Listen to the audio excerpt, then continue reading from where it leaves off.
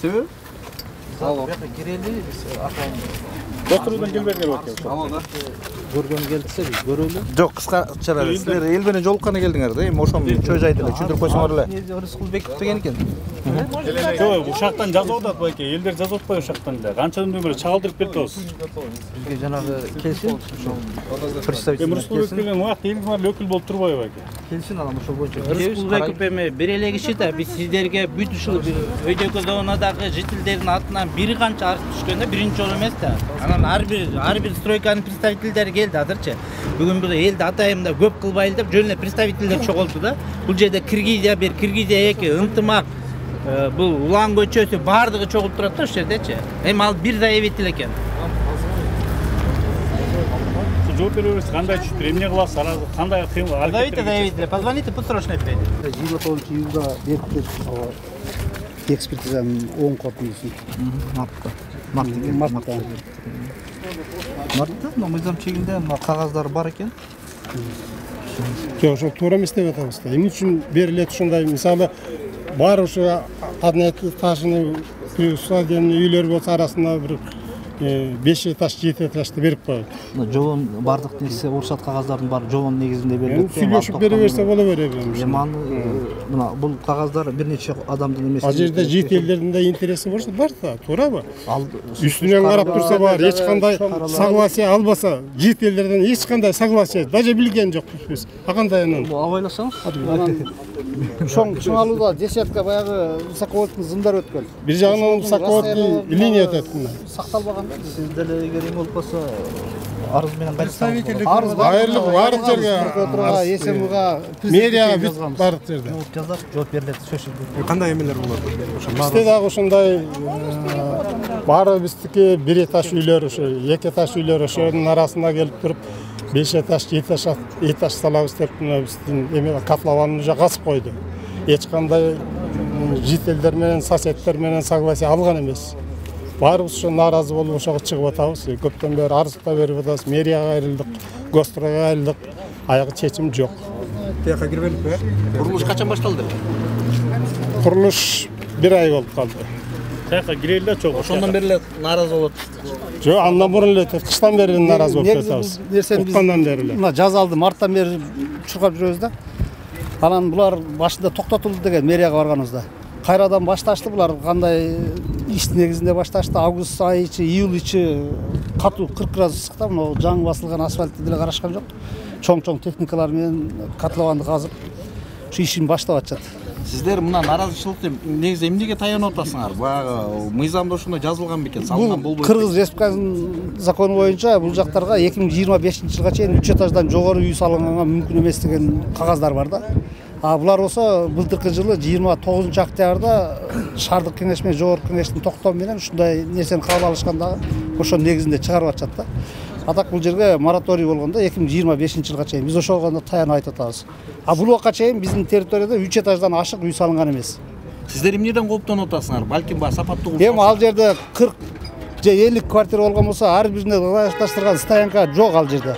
Анан көчө болсо тар. Анан баягы мирный жителдер менен, жаңы келген жителдер менен уруш ортодо чыгышы мүмкүн да. Мына жолду карап көрсөңөр болот азырчы. Мына жерде час пикте эртең менен такыр өткөнгө мүмкүнчүлүк жок. Жол 2 метр, машинага стоянка жок, жителдер коюп коет. Анан күндө уруша бергенге адамдарда нерв калбай баратат. Жерде свет, суу эсептелген эмес анын баарына. Мына көрүп атасыңар, суу аябай дефицит болуп атат. 2 этажга суу чыкпай атат, анан 5 этажга, 7 этажга кантип суу чыгат? Аты жөнүңүздү айтып коесузбу, толомой фамилияңызды? Кадыркулов Келдибек. Арчевич Бабата тургуну дейбизби? Арчевич конушу Бабата тургундары. Сиздин аты жөнүңүз? Шопоков Атабек Кочкорович. Атабек, Атабек. Бул жерде мындай да, биз 150 турба менен эле канализация кетиргенбиз да. Анан бул жерге жаңы асфальт басылган. Жаңы асфальт басылганын бересиңер, өзүнүн чеги менен канча жылга чейин аны казып, канализация алып өткөнгө болбойт да. Анан ошол жактарын бул жердин суусун да эл өзү күчү менен киргизген. Анан азыр ошондой чоң үйлөрдү кура турган болсо, суу, канализация деген, машина стоянка дегендер кандай болот ошол? Буга чейин тиешелүү кызматтарга кайрылдыңыздар, эмне деген жооп алып атасыңар? бардык эле биз жактын колдоп аткан, анан мына акыркы айда уже мына документтин жыйынтыгы менен уже оң корутунду берип коюптур деген азыр да Госстройдун кызматкери айтпадыбы? Документтер толук экен деп ушундай деп айтып коюп атышат да акырында. Салаткан компаниянын өкүлү барбы? Жок. Бул жерде? Жок. Аталышы кандай экен? Аржу групп деген. Аржу групп. Бияк эмес, ал башка жакта. Бабата көчөсүндө. Алар баста келбейт да. Жок, биз чакырганбыз, бир жолу келген. Ушул стоп беспредел барында бир жолу келди. Кийинки чакыргандарыбызда уже келбейт, катышпайт. Ушул райондун 94-жылдан берки эң биринчи жашоочуларынан болом. Ушул көйгөй менен 2 жылдан бери, башынан бери кармашып келатам. Тилекке каршы 2 жыл мурун ушул эле ынтымакта Киргизияда бирден объектилер чыгып, элдер мынчалык деңгээлге көтөрүлүп кеткенин билген эмес. Ошол бирден объекттер менен кармашып келип отуруп, бүгүнкү күндө мына ар кайсы жерден, бул жерден, Киргизиядан ушинтип чыгып отуруп, бул мындай жана косугарындай эле каптап кетип баратат да, мыйзамсыз курулуштар тилекке каршы косугарындай каттап баратат. Ошонун негизинде мына бүгүнкү күндө бардык жерде элдердин баары биригип, чоң ушундай өзүбүздүн укугубузду коргоого чыгып атабыз да. Эми бул тууралуу биз мурун өкмөттөргө, мэрияга, даже ынтымактан 2 жыл мурун президенттин атына дагы канчалаган 300дөн 500дөн кишилердин колдору коюлган арыздарды бергенбиз. Эмне себептен бияка биз каршыбыз? Биринчиден 94-жылдары биз уш жерге үй куруп атканда өзүбүз частный 2 этаж үйдү араң уруксат алганбыз. Бияка үй курганга болбойт, жердин астында чоң трещина кетет. Ошол себептен үй курганга болбойт деп атып, биз өзүбүз сурамчып 3 этаж уровеньге көтөрбөйбүз, 2 этаж үйлөрдү курабыз деген документтерди алгам 94-жылдарычы. Андан кийин ошол күндөн ушул күнгө чейин ушул турган жерлерде мэрия тараптан суу же канализация же эч кандай нерселер киргизилген эмес. Бүт өз каражатыбыз менен ушул 2 этаж үйгө жеткидей гана трубалар тар, канализационный системалар тар, таза суу системалары тар. Ошонун баарын өзүбүздүн каражат менен кылып, жакшынакай жашап, жолдорубуздун баарын оңдоп, баарын жакшынакай кылып койгондон кийин даяр оокатка эмне даяр болуп, бүгүнкү күндө ушундай чоң строительный компаниялар келип, бир үйдү куруп алып туруп, ошол жерге чоң объектилерди куруп атат. Ал жерде парковка деген невозможно, эч кандай шарт жок. Азыр мына Улан деген көчөнү көрсөңөр, бир хоо араң батып атат. Ошол жерге килейген объектилер түшүп атат.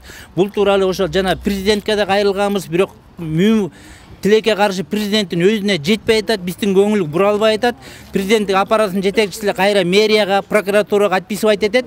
Мэрия менен прокуратуранын кызматкерлери келип туруп, ошону адегенде токтотушат, текшеришет, документтерин көрөт, анан бир айдан эле жерден квартира алабы же акча алабы, анан бир айдан эле бүттү, элдин үнү басылат, элдин үнү кулбайт, ошол компаниянын адвокаты болуп калышат, ошол компания защита кылып кетет. Мына бүгүнкү күнгө чейин ушинтип келатабыз.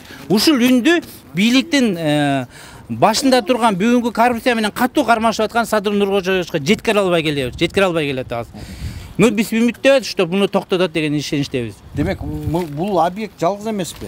Бул объект жалгыз эмес. Мындай объекттер ушу бардык нерсе экенин карасаңар, эми мында ген планда мындай мүмкүнчүлүк жок болчу. Мына 15-16-жылкы ген планда карасаңар, биякта высокоэтажный үйлөрдү курууга мүмкүн эмес деген красный линия менен турган биздин адвокаттар юристтер да көрүп атат. Бирок ошол тилекке каршы мунун баары бузулуп кеткен.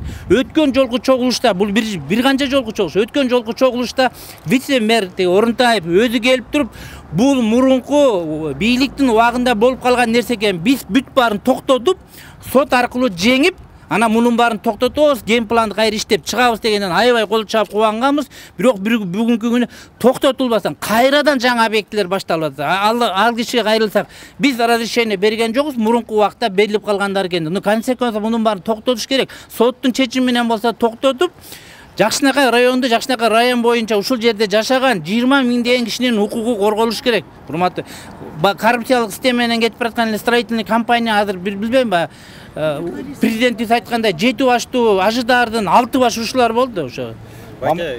Мамлекеттик системада бузулат да. Мамлекеттик курулуштун өкүлдөрү келбеди. Анан ал сиздер сураганда эмне деп жооп берди? Сутпай алдык каршы.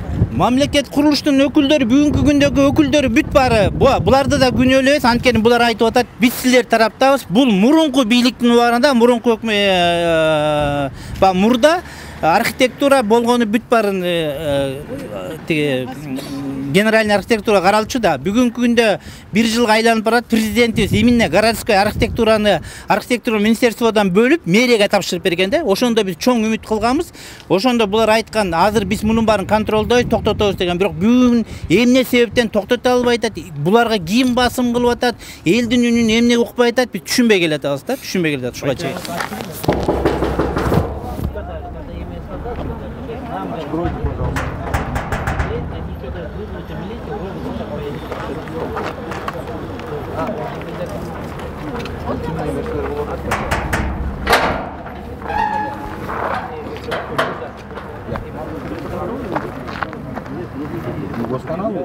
Что вам, есть что скрывать?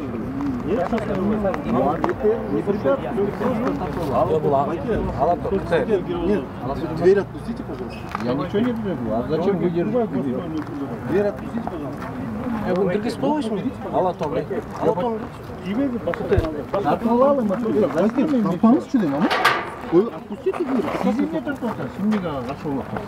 Мен сизге каршы болгон жокмун. Сиз келдиңиз бияка, байке. Мен сиздикине келген жокмун. Ana ne yaşlı otur? Siz ne için istiyorsunuz?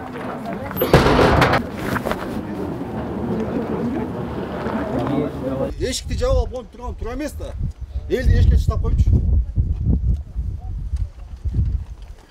Элдин вопросын чечкени келген эмес негизи. Бир эле заявленияны беришке. Элди вопрос. Документи туурабы же документи туура эмеспи деп. Булар Документ туурабы, туура эмеспи карап атат.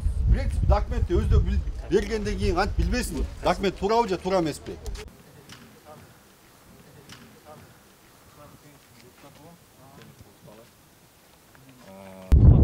Азыр көрүп атасыңар, мамлекет курс агенттигинин өкүлү болсо, бияка кирип аласыздар же чыкпайт же жооп беришет.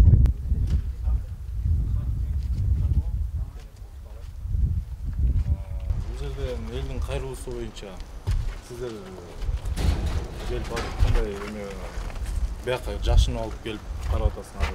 Жашынган жокпуз. Бул комиссионный келди, бардык жактан келди. Анда буларды наоборот сыртка Элге чыгарып чыгып, мен эшикке чыгарып берген жокпайсыздар. бул жерде Карайды деди, карадык деди.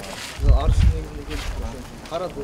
Азыр деген ар бир азыр анда общий чыгып эме жарыялайсыңар да, эмнеси кандай экенин. Эми карап атканыңардан кийин деген да. Тем более комиссия менен келсиңер. комиссионный келдик. Азыр караштырып. Жерге бизден тышкарыдагы вице-мэр да келбеди эле. Баке 3 Буранын баары келген. мурункусунда барды. Келишкен, бир сыйра карашкан, документациясынын бардыгын мыйзамдуулугун карап беришкен. Эми азыр биз өзүбүзчө арыздын негизинде Мыйзамдуулук боюнчачы эми сиздерге биздер эме некомпетентный кишилер үйрөтөт окшойбуз го мыйзамдычы. Себеп дегенде бул жерде биринчи очередь генеральный пландын одоно бузулушу болуп атат да. Бул жерде застройка давайте сыртка эле чалчы. Можно потише, да? Можно потише, да? Сыртка чыгат. Представители госстроя келишти. Сыртка чыгасызбы, пожалуйста? Земеде департамент архитектурный контроль. Я вот и республика, я заявляю. Я писал заявление. Мен сотка байланыштуу болуп мен алса кечип болдум. Пожалуйста. Вы кто? Мындайраак турлачы. Я заказчик. Ну, здесь официальный государственный орган здесь. Представляете? Официальный государственный орган. Здесь официально. Вы займите, вы оставайтесь. Давайте вы здесь не провоцируйте, сейчас мы милицию позовем. Выйдите с территории, пожалуйста. Здесь опасно. А что до этого? Главное, это как уполномоченный орган зафиксировали, какие нарушения. Покиньте территорию, пожалуйста. Это не ваша территория. На улице для того, чтобы обеспечить безопасность присутствующих, давайте выйдем на улицу, там правильно, здесь опасно.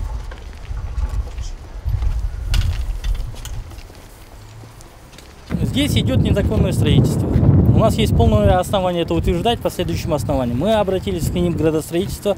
Один из основных разработчиков генерального плана города Бишкек нам выдали выкопировку генерального плана, и мы здесь установили, что данный земельный участок имеет категорию высокоплотной усадебной застройки.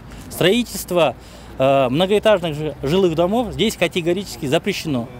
На этом основании мы обратились к главному архитектору города выяснить, какие разрешительные документы были предоставлены. Со слов главного архитектора города, все разрешительные документы якобы выданы на данный земельный участок. Тогда мы ему задали вопрос, а как же генеральный план? Вот выясняется, что некий такой орган, градсовет, который не является ни государственным, ни муниципальным органом, это совещательно-рекомендательный орган, он произвел корректуру проекта застройки квартала. Он не имел на то права. Генеральный план для архитекторов и строителей является Конституцией. Это основной документ, на основании которого разрабатываются другие градостроительные документы. Ни проект детальной планировки, ни проект квартала или района не должен противоречить генеральному плану. На сегодняшний день у нас на руках имеется генеральный план, где четко написано: строительство многоэтажных жилых домов здесь категорически запрещено. Также имеется положение о землепользовании и строительстве, которое было утверждено Бишкекским городским кеңешем. Категория данного земельного участка – это высокоплотная усадебная застройка. В этом положении четко написано, что в кварталах высокоплотной усадебной застройки запрещается строительство многоквартирных домов. И проектирование высокоплотной усадебной застройки не должно быть рядом с многоэтажными жилыми домами. На сегодняшний день грубо нарушается законодательство земельное, градостроительное законодательство, вот в части строительства. Сейчас мы видим, это не единственный случай здесь в Киргизии, в Арчабишике, в Интымаке. Здесь десятки таких точек, где отдельные строительные компании хотят поставить определенные там свечки, одноподъездные, двухподъездные дома и застроить. Увы, к сожалению, нарушаются права рядовых граждан. На протяжении 30 лет здесь жители Арчабишика, Интымака, Киргизии создавали своими средствами всю инфраструктуру. Приходят отдельные строительные компании, пользуются этой инфраструктурой, сажают одну свечку и распродают квартиру и уезжают, и, получив большие прибыли, уходят отсюда. А жители этих квартир, обратите внимание, 15-этажка здесь стоит, ни парковки, ни инженерных сетей, ни подъездных путев, ни воды, ничего. И таким образом жители усадебных застроек и жители этих квартир, а теперь в дальнейшем должны сталкиваться с такими проблемами, как с нехваткой воды. Здесь инженерные сети не позволяют ни газ, ни теплоснабжение, ни канализация.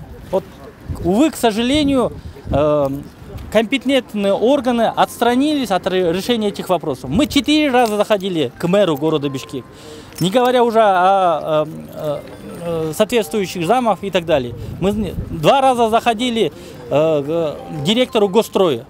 Увы, к сожалению, должностные лица, в полномочия которых входит решение этих вопросов, на сегодняшний день этот вопрос не решают. Поэтому мы вынуждены обратиться к президенту Кыргызской республики, к Садыр Нургожовичу и к председателю ГКНБ Камчебеку Ташиеву с тем, чтобы они взяли данный вопрос под контроль. И ГКНБ провела расследование и выявила отдельных недобросовестных сотрудников Бишкекглавархитектуры, Госстроя и мэрии города Бишкека и привлекли их к ответственности. Потому что сейчас это вопиющий факт нарушения.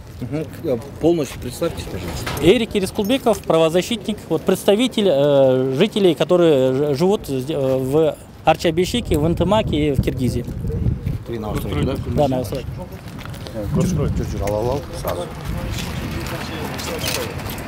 Ағай, бір минут көрсат бізді. Мұнайлы ал. Білден кейін тұру. Бұл жергелі. Мұндайлы. Алато 24 журналистер. Жөнекөйлер сұрау олады. Біз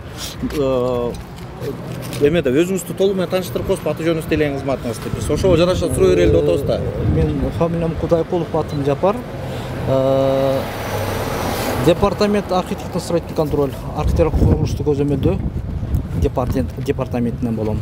Ошонун башкы инспектору.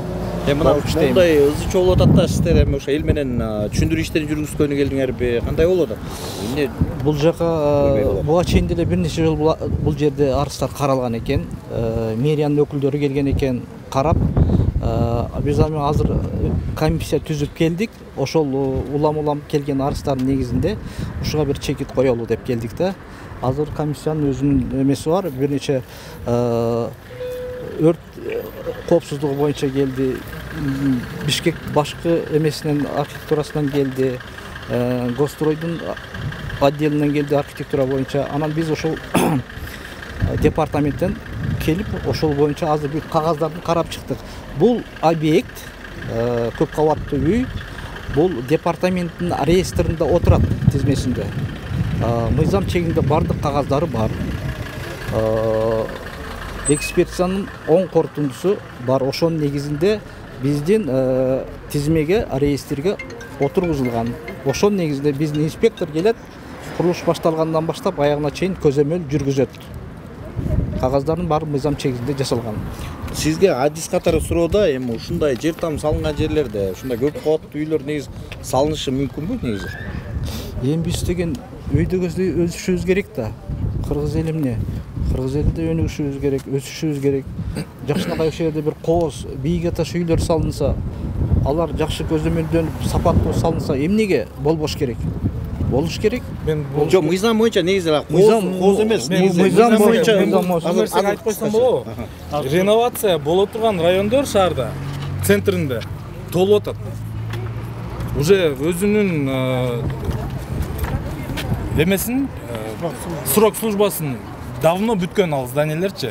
1-2 этажный илгерки жана орустар салган үйлөрдү бузуп ошол жакка салса, ал жакта и коммуникациялары бүт бардыгы расчёту менен, и инженерные сети там все рассчитаны. Бул жакта элдер өз күчү менен мамлекеттен 1 сом сурабай, өз күчү менен жол салган, суу тарткан, канализация тарткан, газ тарткан, ушулардын арасын алып келип салып, бул жерде мындай көп кабаттуу үйлөргө нагрузка берген расчет болгон эмес илгертен. Түшүнүктүү, кечиресиз. Мен суроомду аягына чейин чыкпай калдым да. Сиз айтсаңыз, ошону негизи эми ал кооз сураган жокпуз да.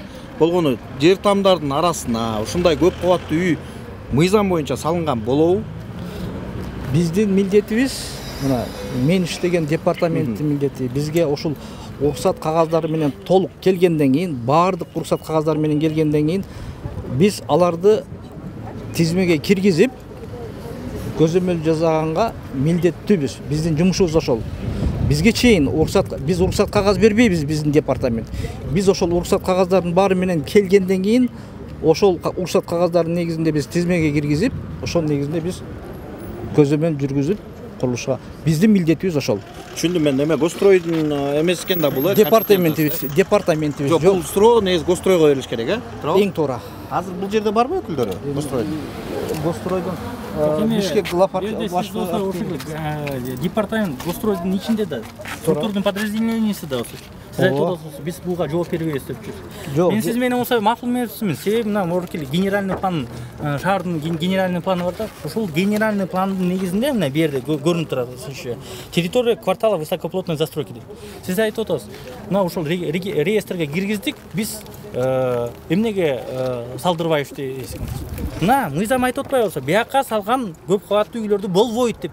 Ушуну караш керексиз да. Сиз ошол мыйзамды сакташ керексиз. Мыйзамды коргош керексиз. Жооп айтсын. Биздин департамент анда уруксат кагаздарды чыгарбайт бизден. Бизге ошол уруксат кагаздардын бар кагазды чыгарып атат деп эч ким айткан жок. Сиз мыйзамды сактап айтасыңар деген сөз болду. Биз эмнече мыйзамды сактаган жокпуз?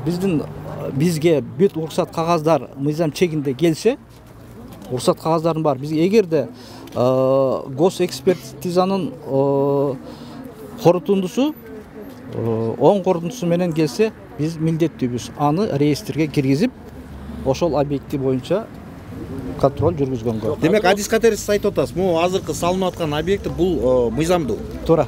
Что значит вот это красная линия, что зеленая? Вот красным окрашено. Там, где можно строить высокоэтажные жилые дома. Вот коричневым окрашена смешанная застройка. А вот таким серым цветом окрашена территория квартала высокоплотной усадебной застройки. Здесь вот зеленая территория. Это Манас Айлы и госрезиденция. Вот. Здесь вообще только должны быть двухэтажные жилые дома. Несмотря вопреки вот этому, вот Узумбулак, вот эта улица, Узумбулак, вот это пересечение. Вот прямо на этой территории сейчас хотят построить не 9, не 10, 15 этажей. Вопрос сейсмической безопасности. Если 15 этажей рухнет, не дай бог, как в Турции, да, она покроет здесь целый квартал. Вот. Вопросы инженерных сетей, вопросы инсталляции, вопросы розы ветров. То есть здесь очень-очень много вопросов возникает, которые Госстрой и Бишкек-Главархитектура, не разрешив, выдает разрешение на строительство. Законно ли вот это вообще постройка? Здесь вот местные жители как бы выражают свое недовольство на протяжении вот уже 3 месяцев, да? Нет, на протяжении 2 лет. 2 лет даже? Нет, именно по вот этому объекту? 2 лет. 2 лет? С начала 22 года происходит. Вот. Согласно выкопировке с корректуры проекта застройки квартала, ограниченного улицам Масалиева, Бакаева, Бабата и Иманалиева, первый этап. Данная территория определена под проектируемые многоэтажные дома с объектами СКБ, рассмотренного и одобренного на градостроительном совете Бишкек-Главархитектуры от 27.10.22 года. По поступившему заявлению от Таджиева, Узбековой в соответствии с постановлением Кабинета министров Кыргызской Республики об утверждении положения 114 от 6 августа 2021 года разработаны архитектурно-градостроительные заключения по объекту 15-этажный жилой дом с объектами СКБ и подземным автопаркингом на собственной территории в жилом массиве Арчабешик по улице Бакаева. Рабочий проект согласован от 12 декабря 2022 года. Вот краткая информация. То есть Градсовет имел право разработать? Да, конечно. Градсовет такие, да, по-моему? Да, и Градсовет на то и... Изменения генплана вносят? Не изменение генплана. Выкопировка — это изменение? Да, вот, можно я отвечу, да, на ваш вопрос? Изменения не вносят, генплан он неизменяемый. Выкопировка, они рассматривают поквартально. Квартал, если находится на первой линии улицы, да, один из основных улиц, она имеет право вносить изменения и не согласовывая с собственниками, жильцами, соседями. На законодательном уровне согласия от соседей у нас нету такого. В Кыргызской Республике согласие, если человек заявлением приходит, нету, нет. Назначение участка здесь после было назначение участка. Впервые идет расширительный документ, это АГЗ, архитектурно-градостроительное заключение. Для получения данной документации не требуется получение согласия от соседствующих субъектов. На смену назначения участка не требуется согласия? Не требуется. А потом, когда уже начинается строительство, нужно получить? Нет, такого нету. То есть любой может строить, что хочет, что вздумает, если согласен? Если закон не разрешает, то есть если закон разрешает, то может. Если у вас участок позволяет, почему бы и нет, вы тоже можете обратиться. Если бы мы отказали бы, то они приняли бы меры по отношению к нам, потому что мы не имеем права отказывать, если он в соответствии с законодательством обращается к нам, тем более приносит решение градостроительного совета. Но если это создает проблемы жильцам, это создает в будущем очень много проблем самому управлению, да, местному самоуправлению, инфраструктуре создает проблемы, это не является причиной отказать? Ну, смотрите, по техническим нормам мы здесь рассматриваем. Вот такие нагрузки не рассчитаны. Вот, позвольте, я отвечу на ваш вопрос. Вы спросили, если там по коммуникациям и так далее. Ну, смотрите, данный объект, при разработке данного объекта, разработке расширительных документов, специалистами Бишкек-Главархитектуры рассматриваются парковочные места, пожарная безопасность, санитарные нормы. Все эти вышеперечисленные критерии, они соблюдают. То есть в соответствии с этим и с нормами МЧС, Санпин и остальными законами КР мы выдаем расширительные документы. Здесь все соответствует? Да, соответствует, в связи с чем мы выдали расширительные документы. А вообще, вот технику безопасности я, конечно, не знаю. Какое расстояние должно быть между такими частными домами и высотными домами? Каждый объект рассматривается индивидуально.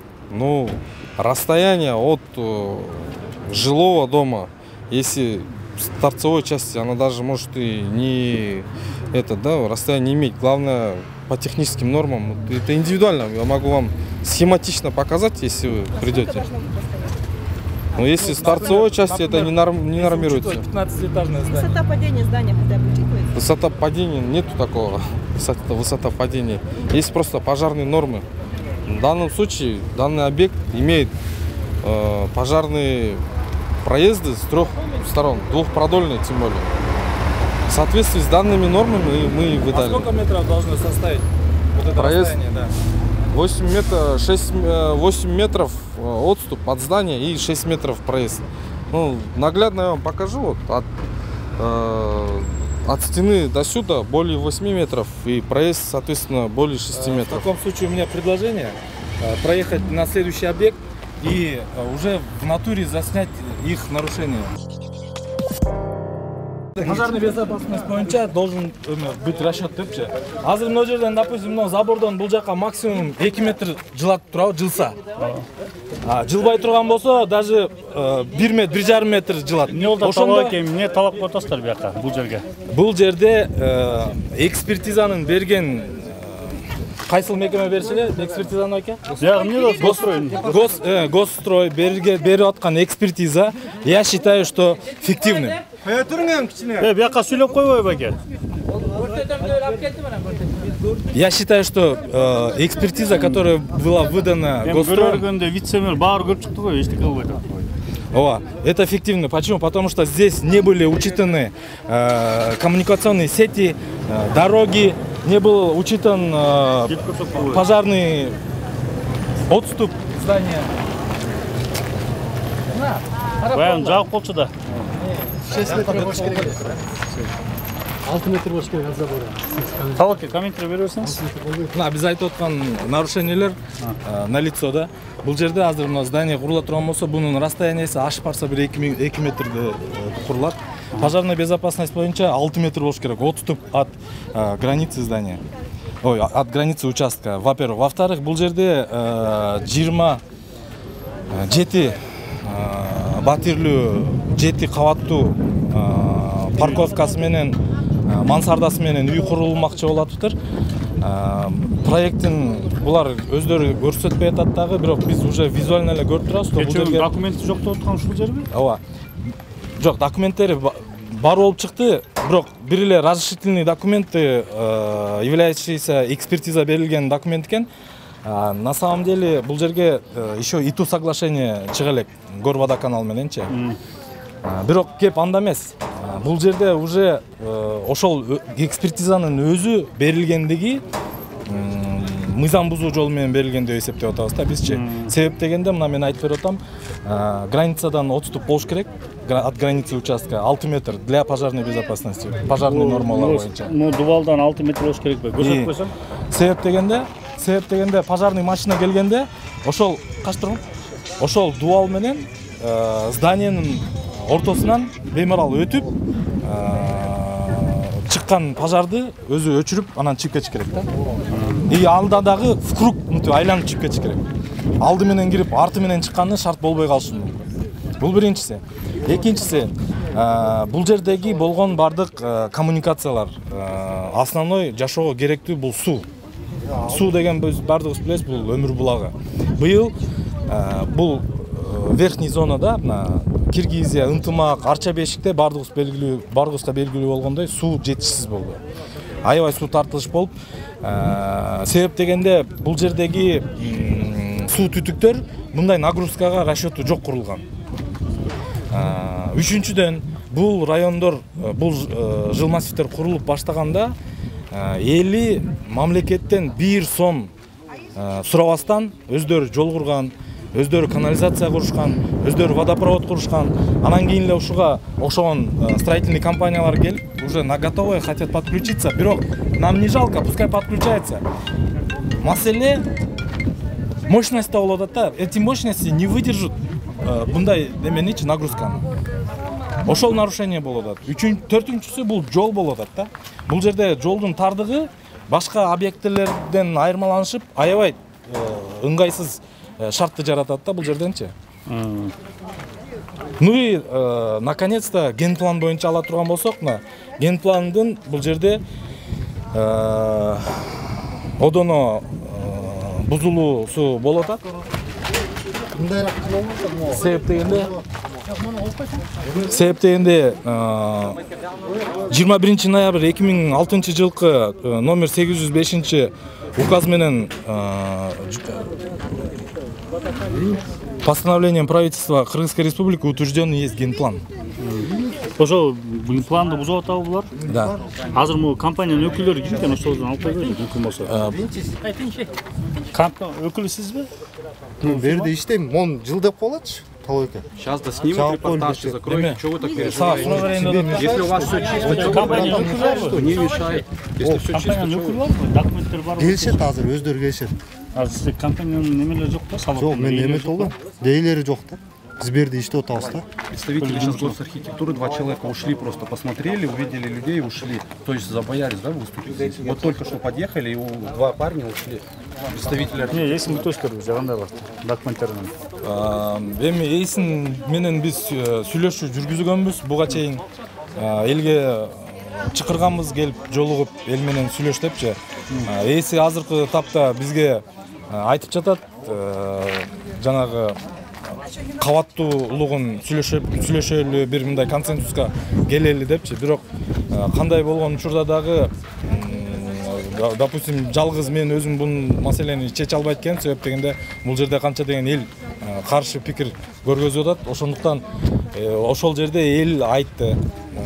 Биз бул жерге кандай болгондо дагы 3 этаждан көп кабаттуу үйдү салганы макул эмеспиз депчи. Жерде эң кызыктуу нерсе болду да.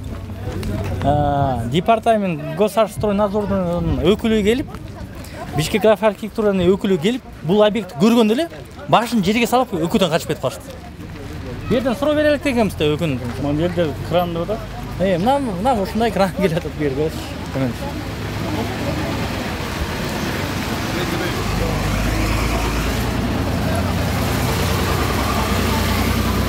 Бирөө эле өтөт экен да бул, эмне өтсө. Үч эле анан келип эмне архитектура көрүп алып кетип калды. Жок, өкөтөн. Госархстройконтролдун анан Бишкек архитектуранын өкүлү. Эмне келди алар? Атайын бияка алып келгенбиз, мына бу жакта мыйзамсыз курулуп атат. Каякта дейт болсо, жүрүгүлө көрсөтөбүз деди. Бияка алып келип көрсөтсөк, бул объектти көргөндөн кийин эле башын өкөтөн жерге салып эле өкөтөн эки жактан кетип калышты. Бул эмне деген болсо? Бул эми жок, атайын тетиги Узунбулак Бакаевадан алып келбедиңер, көрсөтөлү деп. Атайын алып келгенбиз. Эмне алып келдик аны? Жок, алар өзүлөрү айтты да, каякта мыйзамсыз болуп атат. Жүрүгүлө деп, көрсөтөлүк деп, алып келдик деп бияка. Бияка келип токтотуп көрсөтсөк эле өкөтөн бирөөсү тияка качты, бирөөсү бияка качты. Жок, өкөтөн. Азыр ушул объект боюнча ошолордон биз маалымат алалык дегенбиз. Мыйзамдын чегинде болобу же чегинде эмеспи? Анан мына ошол пожарный разрыв дейт, 6 метр дейт. Карабайсыңыз, стенадан болсо даже 1 метр жок. Оң жагынан, сол жагынан да жок. Мына, ылдый казып атышат. Бул азыр эртең авария алып келсе, ким жооп берет? Ошол жоопкерчиликтен коркуп, өкөдөн качып кетип калышты. Кандай ушундай адамдарды кызматка дайындаш керек? Мен билбейм. Ошо биздин ТШС жок, биздин департаментке деп атпайбы? Эми шаардын департаменти да. Гостройдун департаменти да. Как раз түз буларга караштуу нерселерди. Маселелер. Эмне кыласыздар эми азыр? Көрсөттүңөр, Гострой деле көлү качып кетти, архитектура. Эртең мен болсо шаардык прокуратурага барып арыз жазабыз, жолугушабыз. Если болбосо, билбейм, эми болсо баардык тийиштүү органдарга бардык. Эми бул элди болсо просто түртүп атат, эмне кылыш керек биз? Эмне кыларыбызды да билбей калдык. Баардык тийиштүү органдарга арыз жаздык, айттык, чакырдык, мэрге кайрылдык, замдарга бардык, Гостройго бардык, архитектурага бардык. Азыр Бишкек архитектура келип эле өзүлөрү коргоп атпайбы бул объектти? Бул эмне дегенбиз? Элдин кызыкчылыгын карабай болсо, элди мыйзамды коргобойбуз. Мына ушул строитель компания бар. Тиешелүү службаларчы, мэриянын, Гостройдун, мамлекеттик тиешелүү органдары бүт бардыгы бул строительный мафияны лоббировать этет да. Ошол эле болуп атат. Элдин үнүн, элдин көйгөйүн болуп жатканына бүт бардыгы көз жумуп атышат. Тиешелүү органдарды чакырсаң, алар бири-бирине төңкөшүп маселени айтор бир аягына чыкпай атат да. Эл каршы чыгып атканына эми мына президентке эле калды кайрылбаганыбызчы. Мындай видео обращение менчи. Уже элдин мындай чыдамы кетип баратат да. Мыйзам бузуу болуп жаткандыгына эл аябай эле каршы болуп атат. Ошондуктан сиздер аркылуу биздин үнүбүздү президентибизге Садыр Нуркожоевичке жеткирип коюшуңузду суранат элек. Себеп дегенде ушунча кишинин пикирин эске албаган ушу мэриянын структуралары, госстройдун структуралары эске албайт. Урматтуу достор, Беспредел медиа порталынын көрүүчүлөрү, арбаңыздар бүгүн кайрадан эле Арча бешик жаңы конушундабыз. Андагы ынтымак, ушул конуштарындагы мыйзамсыз курулуштар деп жергиликтүү тургандар айткандар, ошо курулуштар тууралуу чалдырып келатабыз. Бүгүн ошол жерге мамлекеттик курулуш агенттигинин өкүлдөрү да келди, бирок буякта эки курулуш объектисин көрдү. Биринчиси Бакаева Узунбулак көчөсүндө, экинчиси Самойленко көчө, Улан 3 көчөсүндөгү курулуш.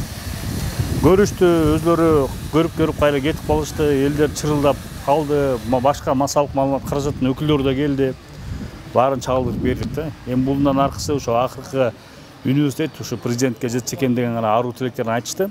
Ушу менен бүгүнкү берүү жыйынтыктайбыз. Кийинки көрүүлөрдөн көрүшкөнчө саламатта болуңуздар.